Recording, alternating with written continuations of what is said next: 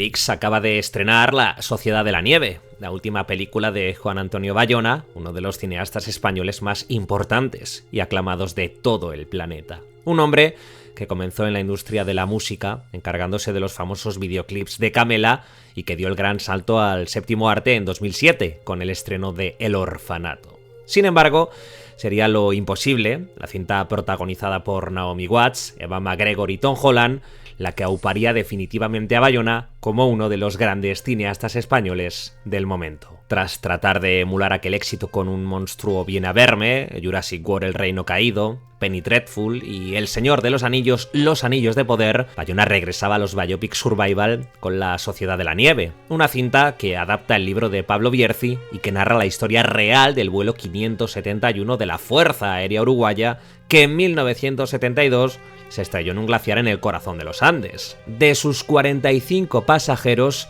solo 29 sobrevivieron al accidente. Atrapados en uno de los entornos más inhóspitos, inaccesibles y hostiles de la Tierra, estos uruguayos se ven obligados a recurrir a todo, incluso a medidas extremas, con tal de sobrevivir. A veces, un país se define en virtud a sus tragedias. Dicen que es entonces, cuando la desgracia golpea a una sociedad, es entonces cuando esta sociedad muestra su verdadero rostro y cincela con el dolor el auténtico molde de un conjunto de personas. Dicen que las tragedias sacan lo mejor y lo peor de nuestra especie y que permiten al hombre traspasar las fronteras de la moralidad para asumir la realidad de su existencia. No somos más que un animal como cualquier otro. Un animal colocado en este mundo para subsistir y reproducirse. Yo también creo que un país se define en virtud a sus tragedias y que esta tragedia de La Sociedad de la Nieve define a la perfección a Uruguay como una nación capaz de sobreponerse a la adversidad a golpe de garra y sacrificio, de perseverancia y esfuerzo, de convertir al hombre en una especie de dios. Una pequeña nación sudamericana, rodeada de gigantes, humilde y a veces olvidada, que ante los ojos del mundo se presenta como una nación de guerreros y luchadores, de gente comprometida con su propio pueblo y con su causa, la garra charrúa de América Latina. Es difícil hablar de La Sociedad de la Nieve sin emocionarse, pues la película de Juan Antonio Bayona toca todos los aspectos humanos que cimentan las tragedias y sostienen las historias dramáticas. Es difícil no caer rendido ante esta epopeya de supervivencia helada, con jóvenes que perdieron la vida en el corazón de los Andes y otros que encontraron la forma de sobrevivir traspasando cualquier frontera moral, derribando las propias expectativas humanas y convirtiéndose en héroes capaces de detener los golpes de la montaña y poner en jaque a la naturaleza. Pero detengámonos un momento a reflexionar por qué nos gustan estas historias de supervivencia. ¿Por qué nos resultan tan arrebatadoras, tan inspiradoras, tan necesarias estas tragedias humanas? La fascinación inherente a las historias de supervivencia trasciende las fronteras de la mera curiosidad humana. Nos sumerge en un abismo de reflexiones sobre la esencia misma del ser, la fortaleza en tiempos de adversidad y la fragilidad de nuestra existencia. La tragedia del vuelo 571 de la Fuerza Aérea Uruguaya en 1972 es un telar de hebras entrelazadas, la lucha del hombre contra la naturaleza, la epopeya de la superación humana y la perpetuidad de los relatos de supervivencia como faros de esperanza en el día a día. La primera hebra que enreda esta trama es la lucha titánica entre el hombre y la naturaleza indómita. La naturaleza, con su majestuosidad y su crudeza, impone sus leyes inquebrantables sobre el hombre. En el caso del vuelo 571, la cordillera de los Andes, majestuosa y despiadada a la vez, se convirtió en el escenario implacable de la lucha por la supervivencia. La adversidad extrema, el frío gélido, la escasez de alimentos y la desolación más absoluta se erigieron como verdugos inclementes. El relato de la odisea de estos hombres es un testimonio de la naturaleza en su estado más crudo y el hombre, frágil e intrépido, enfrentándola con temple y astucia, plantándole cara a Dios y a sus designios y a nuestras propias fronteras éticas. La segunda hebra que nutre La Sociedad de la Nieve es la capacidad humana de superación ante la adversidad. Es en estos momentos cruciales donde se manifiesta la verdadera dimensión del espíritu humano. La resiliencia, la solidaridad, la astucia y la voluntad férrea se fusionan en un baile perpetuo para desafiar a la fatalidad. En el caso de aquellos supervivientes, la determinación por mantener la llama de la vida encendida, aun en medio del abismo, se convirtió en el bastión que los mantuvo en pie. La renuncia a la derrota, la búsqueda incansable de soluciones creativas y la fuerza inquebrantable de la esperanza son pilares que elevan la epopeya de la supervivencia humana a un plano casi mítico. Finalmente, estas historias de supervivencia se convierten en faros de luz en la oscuridad de lo cotidiano. Nos recuerdan la fortaleza latente que todos llevamos dentro, la capacidad de enfrentar las vicisitudes con entereza y la importancia de aferrarnos a la esperanza en los momentos más desesperados. Son parábolas que nos inspiran a perseverar, a valorar lo efímero de nuestra existencia, a abrazar al prójimo, a atrevernos a todo y a forjar el temple necesario para enfrentarnos a nuestras propias batallas diarias. En última instancia, las historias de supervivencia, como la del vuelo uruguayo que se narra en La Sociedad de la Nieve, no solo nos sumergen en el vértigo de la lucha entre el hombre y la naturaleza, sino que nos conectan con la esencia misma de la fortaleza humana y nos otorgan un bálsamo de inspiración para afrontar los desafíos de nuestra propia travesía vital. Son testimonios atemporales que reverberan en la eternidad, recordándonos que en la fragilidad de la existencia yace la potencialidad inconmensurable del espíritu humano. Sin embargo, La Sociedad de la Nieve no es solamente la exposición de esta salvaje historia de supervivencia de unos héroes que han definido ante los ojos del mundo la idiosincrasia de todo un país, sino también la representación de la complicada relación que tiene el hombre con Dios. Hay varias secuencias en la película que ejemplifican a la perfección lo que estoy tratando de decir. En la primera de ellas, uno de los heridos habla con Numa, la voz en off de La Sociedad de la Nieve, sobre la responsabilidad de Dios en todo este asunto y la presencia de ese mismo Dios en todos ellos. Numa sigue abrazando la idea de ese Dios todopoderoso que los pone a prueba y al que no puede fallar, pero el herido afirma que Dios no está en esas montañas. Dios no tiene nada que ver con ese glaciar en el corazón de los Andes que se ha convertido en su propia cárcel. El herido, no obstante, no está negando la existencia de Dios, sino la naturaleza de su presencia.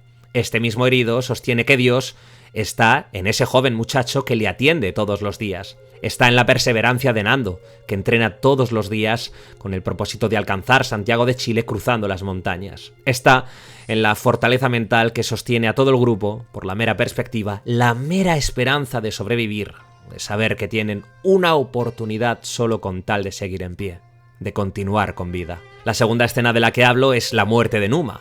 El personaje, herido de muerte por la gangrena que se extiende por su cuerpo, muere durante la noche tras haber sobrevivido 2 extenuantes meses en la soledad de la montaña, en el gélido frío de los Andes. A tan solo 2 semanas de que la agonía termine, de que la esperanza se materialice en verdad, Numa cae víctima de la tragedia. Cuando sus compañeros despiertan y ven el cadáver de su amigo, Numa tiene un papel en su mano. Ellos lo cogen y se lo pasan entre sí. Ninguno dice nada. La cámara se acerca al papel. En él se puede leer que no hay pena ni desgracia cuando uno da su vida y se sacrifica por sus amigos. Porque eso es precisamente Dios. La Sociedad de la Nieve nos está queriendo decir que si nosotros creamos a Dios es porque nosotros somos Dios, porque Dios vive en todos nosotros y se manifiesta a través del amor al prójimo, de nuestra capacidad de entregarnos a un bien mayor, a un bien común, de nuestra capacidad de encontrar la luz en los momentos de mayor oscuridad. Durante estos días he leído en redes sociales que La Sociedad de la Nieve es una película que te cambia la vida.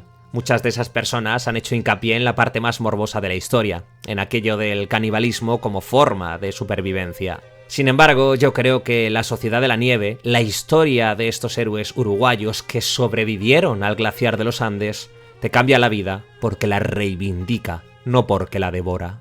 La película, esta historia real, reivindica la vida como amor a la misma y no como deseo de acabar con ella. Hay un personaje en la película que dice: lo único que nos queda es la vida y hay que defenderla por encima de todo. Esa es la verdadera lección de La Sociedad de la Nieve, la auténtica reivindicación de una cinta que te cambia la vida no por la crueldad de la suerte, no por los caprichos del destino, no por la ausencia de Dios en los actos de un caníbal, ni por nuestra capacidad de sobreponernos a cualquier adversidad. Si La Sociedad de la Nieve puede cambiarte la vida, es porque te recuerda que nuestro bien más preciado, incluso aunque duela, aunque sea dramática, aunque no haya nada que golpee más fuerte, ni de forma más dolorosa, nuestro bien más preciado, es la vida y compartirla con los demás. Es todo lo que tenemos y todo lo que debemos defender.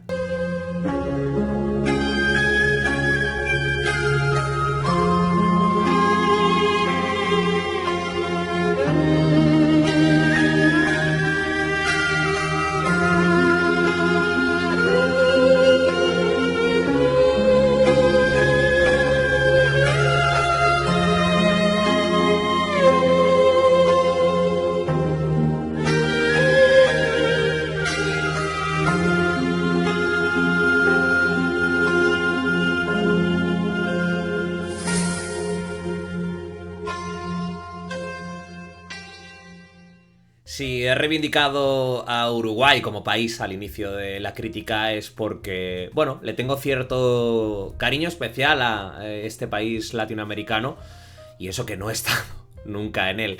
Pero mi mujer estuvo viviendo allí un par de meses y tiene un grato recuerdo de su experiencia allí. Conoció a gente maravillosa y le tiene un cariño particular, ¿no?, a esta nación sudamericana. Ella vino con su mate en la mano y diciendo de vez en cuando una palabra que se dice ta, que es algo que, por cierto, también escuchamos en esta película. Y la verdad es que pues le tengo cierto cariño a esta nación entre gigantes, ¿no?, entre Argentina y Brasil. Y siempre me ha gustado mucho su selección de fútbol porque demuestra un carácter extraordinariamente combativo y luchador. Y por eso he reivindicado el concepto de la tragedia, ¿no?, como definición de una sociedad. Creo firmemente en que las tragedias sacan lo mejor y lo peor de nosotros. En este caso sacaron lo mejor de Uruguay, ¿no?, lo mejor de los uruguayos, que es ese espíritu guerrero, ese no dejar caer los brazos, ¿no?, esa supervivencia ante todo. Y este relato es verdaderamente fascinante. Agradezco mucho a Bayona que se haya atrevido a hacer esto. Era difícil, era muy difícil, es una historia muy dura y muy compleja, y está narrada de una forma muy duras, no hay tapujos aquí, o sea, lo muestra absolutamente todo, no se corta ni un solo pelo, nos muestra el accidente, nos muestra la dureza, ¿no?, de la vida allá arriba, nos muestra absolutamente todo, y lo hace pues de la forma que nos tiene acostumbrado Bayona, que es con una historia dramática, emocional, humana y muy sincera y muy transparente. Si bien es cierto, le puedo poner una pequeña pega. A mí me parece una película sobresaliente, pondría un 9, un 10 fácilmente. Pero, por ponerle una pequeña pega, me parece muy tramposo, y esto es un spoiler, pero bueno, al final, que es spoiler, ¿no?, de esta película, que está basada en hechos reales de algo que sucedió hace más de 50 años. Me parece muy tramposo poner la voz en off de Numa, ¿no?, sabiendo que es una voz en off que te está hablando desde el más allá. Esto es algo que a mí no me gusta, me parece una trampa narrativa para la persona que se acerque, ¿no?, a esta historia y no sepa absolutamente nada sobre esto. Es una trampa, la verdad, porque la sensación que te da al inicio de la película, ¿no?, es la de que este personaje, Numa, sobrevive, es uno de los que sobrevive y te está contando la historia y tú quieres saber quién acompaña a Numa, ¿no?, en esa supervivencia. Me parece una trampa dolorosa, además, porque bueno, es un personaje, una persona, un tipo con una personalidad, una identidad arrebatadora en la película. A mí el que más me ha gustado, por decirlo de alguna forma, es Nando, ¿no? Y esa voluntad estoica de sobreponerse al dolor y a las circunstancias, ¿no? A partir de esa determinación de no esperar nada de nadie, sino buscarlo tú, ¿no? Atreverte tú a dar el paso. Creo que hay muchas lecturas que se pueden sacar de esta película. Creo que es una película que ganará muchísimo con el paso del tiempo, y creo que es un testimonio de unos hechos reales que sobrecogieron a un continente, a Sudamérica, ¿no?, América del Sur, y a un país entero que vio en esta historia de estos héroes uruguayos la representación de su auténtica personalidad, y por eso he querido reivindicarla. Espero que os haya gustado mucho este vídeo, dale like, suscríbete si te mola el contenido que hacemos aquí en el canal de Mr. Queen. Vamos camino de los 30.000 suscriptores, a ver si conseguimos llegar prontito, porque me apetece mucho seguir trayendo contenido de este estilo, con análisis, con psicología, con explicaciones, etc. Estad muy atentos porque estoy preparando varios de The Last of Us videojuegos. Uno de Ellie y otro de Joel. Muy atentos porque se vienen análisis psicológicos de personajes verdaderamente conmovedores. Y nada más, un saludo, que la fuerza os acompañe y que nadie os quite el placer de estar vivos. Larga vida a Uruguay, hoy más que nunca.